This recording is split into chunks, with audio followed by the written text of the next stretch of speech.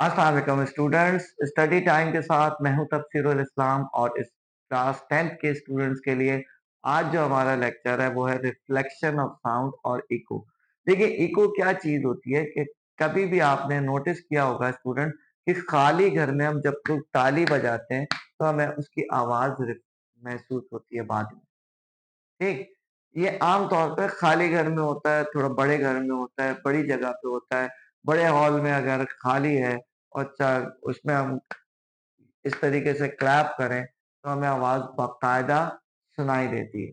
इसी तरीके से अगर हम बहुत बड़ी जगह पे हों, तो हमें आवाज़ रिफ्लेक्ट होगी, जो हम कुछ बोलेंगे भी, उसकी भी आवाज़ रिफ्लेक्ट होके आएगी।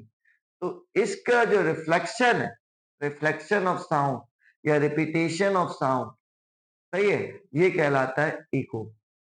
ठीक, होता क्या है कि जब हम एक कोई रुकावट है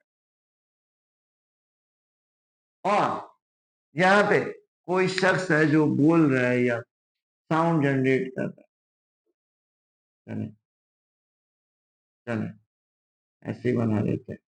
ठीक, अब ये शख्स अगर बोल रहा है तो साउंड वेव्स जाएंगे पहले। ठीक, और जाने के बाद टकरा के वापस आएंगी इस तरीके से।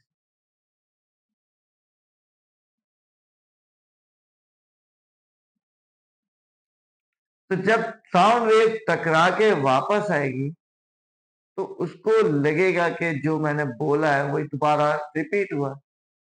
सही है, अगर वो क्लैप कर रहा है तो क्लैपिंग रिपीट हो रही है, कुछ बोल रहा है तो बोलने से भी रिपीट हो रहा है।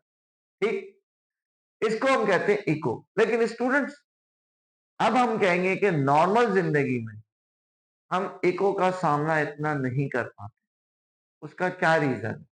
उसका दो दो रीजन है। एक रीजन तो ये है कि जब हम नॉर्मल जिंदगी में बात कर रहे होते हैं तो हमारे कमरों का साइज इतना ज्यादा नहीं होता कि इको जनरेट हो सके। ठीक, दूसरी बात, उसमें जब सामान मौजूद होगा या कर्टन में लगा हुआ होगा या चीजें मौजूद होंगी तो हमारी साउंड उनमें एब्जॉर्ब हो जाएगी, और जब साउंड एब्जॉर्ब हो जाएगी तो वो रिफ्लेक्ट नहीं कर पाएगी। तो इट मीन्स रिफ्लेक्ट करने के लिए कोई ऐसी जगह होनी चाहिए जहां पे साउंड एब्जॉर्ब ना कर सके। ठीक, पहला पहला पॉइंट तो ये है। दूसरी पॉइंट ये है कि नॉर्मली अगर साउंड वेव टकरा के आ भी रही है तो 1/10 सेकेंड तक हमारा जो दिमाग है वो नई चीज को आइडेंटिफाई नहीं करता।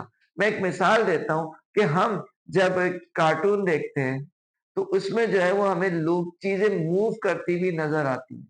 तो होता क्या है कि वो क्यों कार्टून कैसे मूव करता है, हम उसकी बहुत सारी पिक्चर्स बनाते हैं। एक पिक्चर ये बनाई, फिर ये बनाई, फिर ये बनाई, फिर ये बनाई, फिर ये बनाई।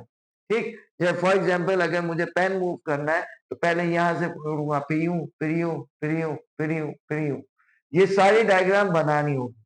लेकिन जब हम इसको एक कंटिन्यूअसली चला देंगे तो लगेगा यही कि हम मूव कर रहे हैं, क्योंकि 1/10 सेकेंड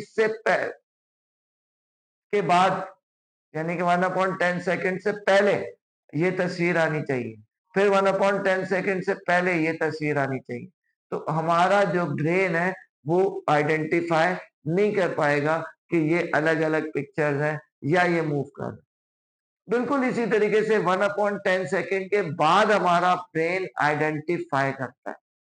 सही है, यानी कि अगर इस पिक्चर में और इस पिक्चर को मूव करने में 1/10 सेकेंड से ज्यादा का फर्क लग जाए तो फिर जो देखने वाला है उसको लगेगा कि ये अलग पिक्चर है और ये अलग पिक्चर है।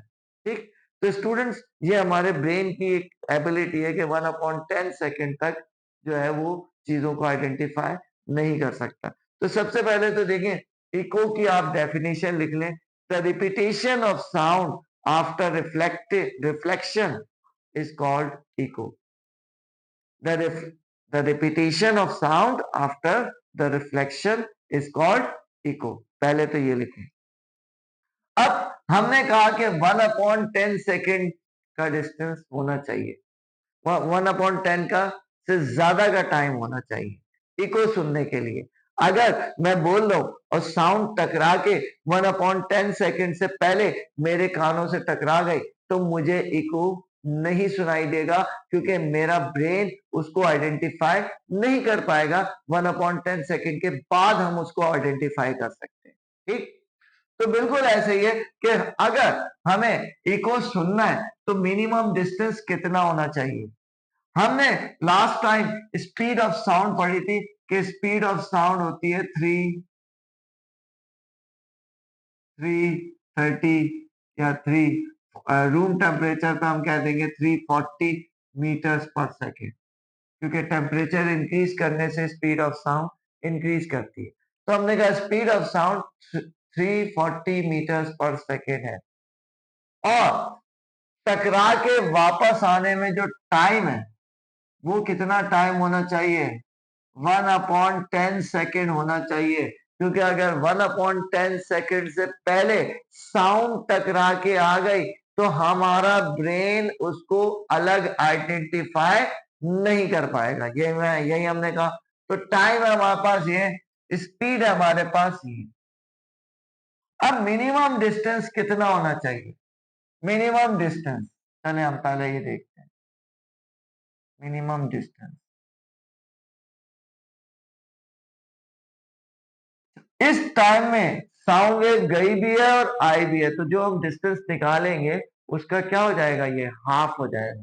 तो हमने कहा डिस्टेंस का फॉर्मूला होता है S is to V T, ये हमने पढ़ा है, सही है। जब भी वेलोसिटी कांस्टेंट हो तो फिजिक्स में फॉर्मूला जो अप्लाई होता है वो होता है S is to V T.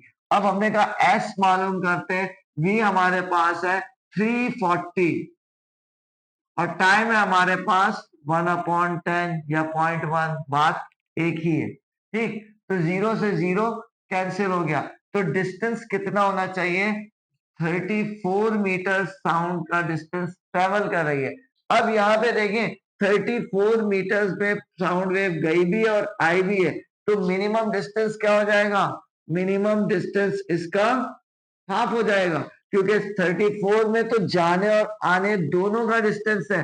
तो मिनिमम डिस्टेंस जो हमारे पास यहाँ पे हो जाएगा वो हो जाएगा 34/2, यानी कि 17 मीटर। इसका मतलब हमारे पास ये हमें पता चल गया कि साउंड सुनने के लिए जहां हम बोल रहे और जहां से रिफ्लेक्ट हो रही है उससे मिनिमम डिस्टेंस 17 मीटर का होना चाहिए। 17 मीटर से ज्यादा का डिस्टेंस होगा तो हमें इको सुनाई नहीं, 17 मीटर से कम का डिस्टेंस होगा तो हमें इको सुनाई नहीं देगी। ठीक है, और ज्यादा का डिस्टेंस होगा तो ही हमें इको सुनाई देगी, क्योंकि वो फिर 1/10 सेकंड के बाद रिफ्लेक्ट होगी तो हमारा ब्रेन उसको आइडेंटिफाई कर लेगा। तो स्टूडेंट्स इस तरीके से हम इको को जनरेट कर सकते हैं, इस यानी कि मिनिमम 17 मीटर होना चाहिए। एक और हमारा टॉपिक है साथ में अल्ट्रासाउंड, आज उसको भी देख लेते हैं। ओके स्टूडेंट्स, अब हम अल्ट्रासाउंड भी देखते हैं कि अल्ट्रासाउंड क्या चीज होती है। देखिए तीन साउंड वेव्स तीन किस्म की होती है, मतलब अगर हम देखें तो हमने पहले भी पढ़ा था कि 20 हर्ट्ज से 20,000 हर्ट्ज या 20 किलो हर्ट्ज ये ऑडिबल होती है, ये हम सुन सकते हैं। ठीक, इससे कम अगर फ्रीक्वेंसी होगी 20 हर्ट्ज से कम, that is called infrasonic. And if the frequency of sound is greater than 20,000 hertz, then it is called ultrasonic. अब अल्ट्रासोनिक, जाहिर से नाम से पता है कि अल्ट्रासोनिक का मतलब the sound waves which has frequency more than Audible range, यानी कि हम ऑडिबल रेंज से ज्यादा की जो फ्रीक्वेंसी होगी that is called ultrasonic waves. और इसी को हम कहते हैं अल्ट्रा साउंड। यानी कि हम कहेंगे the sound with frequency above the upper limit of the audible range is known as ultra sound. यानी कि वो साउंड जिसकी फ्रीक्वेंसी किससे ज्यादा हो, 20,000 हर्ट्ज से ज्यादा हो। इसी तरीके से अगर इंफ्रासोनिक की हम डेफिनेशन लिखें, इंफ्रासोनिक की हम अल्ट्रासोनिक की जो एग्जांपल है, अल्ट्रासोनिक के एग्जांपल में हम कह सकते हैं डॉग विसल होती है। जो डॉग विसल होती है, जो सुनाई नहीं देती इंसानों को लेकिन डॉग सुन लेता है, वो डॉग विसल अल्ट्रासोनिक है।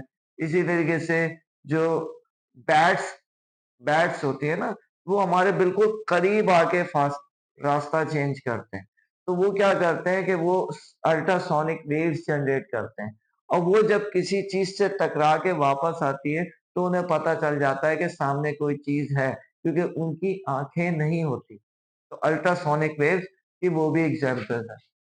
इंफ्रासोनिक की क्या डेफिनेशन आएगी, the sound which has frequency less than the 20 hertz, or yeah, less than the lower limit of the audible range.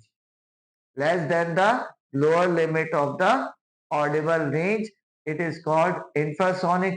और इसकी एग्जाम्पल में बहुत एग्जाम्पल है हमारे पास।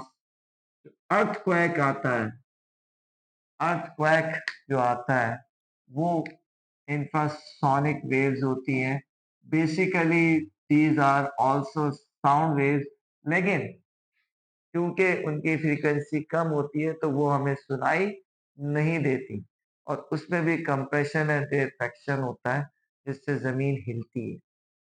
तो स्टूडेंट्स, आज का लेक्चर आपको कैसा लगा?